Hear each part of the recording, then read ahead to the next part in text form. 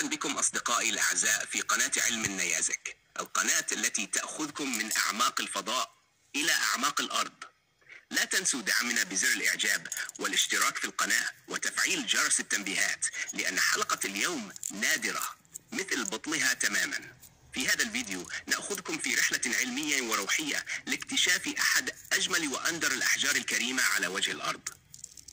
حديثنا اليوم عن الياقوت الإفريقي الزهري، حجر غامض قوي وساحر يستخدم في أرقى الساعات والخواتم حول العالم، وله مكانة فريدة في تاريخ المجوهرات والطاقة. ما هو هذا الحجر؟ الياقوت الزهري هو نوع نادر من الياقوت، يعرف علميا باسم كوراندوم. يكتسب لونه الجميل من عنصر الكروم ويتدرج بين الوردي الفاتح والبنفسجي الغامق. لكن ما يميز النوع الإفريقي هو ندرته، شدة لونه ولمعانه الطبيعي. إنه حجر فائق الصلابة، إذ يحتل المرتبة 9 على مقياس موهس، أي أنه يأتي مباشرة بعد الألماس. من أين يأتي؟ يستخرج الياقوت الإفريقي الزهري من عدة الدول داخل القارة السمراء، أبرزها تنزانيا، مدغشقر، موزمبيق ونيجيريا. كل منطقة تمنحه طابعا مختلفا وبريقا خاصا. ما هي خصائصه العلمية؟ التركيب الكيميائي: أكسيد الألمنيوم مع الكروم. اللون وردي بنفسجي أرجواني.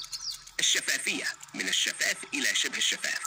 البريق: زجاجي لامع. الوزن النوعي: مرتفع نسبيا، ويتميز بتوهج طبيعي مدهش عند تعرضه للضوء.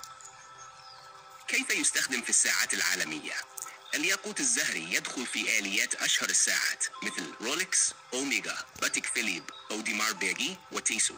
تستخدم قطعة صغيرة منه لتقليل الاحتكاك وزيادة الدقة ومقاومة التآكل. هو ليس فقط حجر زينة، بل حجر الدقة.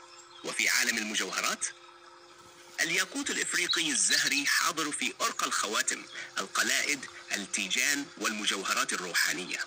يحظى بشعبية خاصة في دول مثل سويسرا، الإمارات، فرنسا، الهند، أمريكا والسعودية. قوته لا تقتصر على الجمال فقط، يقال إن له طاقة روحية عظيمة، فهو يساعد على تهدئة العواطف، يعزز صفاء الذهن، يربط بين القلب والعقل، ويعرف بفتح الشاكرة القلبية. لكن كيف تميز الياقوت الحقيقي من المزيف؟ ببساطة، لا يخدش بسهولة. لونه غير متجانس تماما.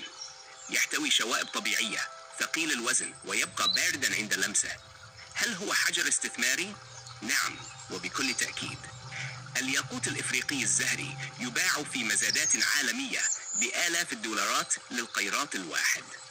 وفي الختام، الطبيعة تخبئ كنوزا لا تقدر بثمن، والياقوت الإفريقي الزهري أحد تلك الكنوز. إذا أعجبتكم هذه الحلقة لا تنسوا الإعجاب والاشتراك في القناة ومشاركة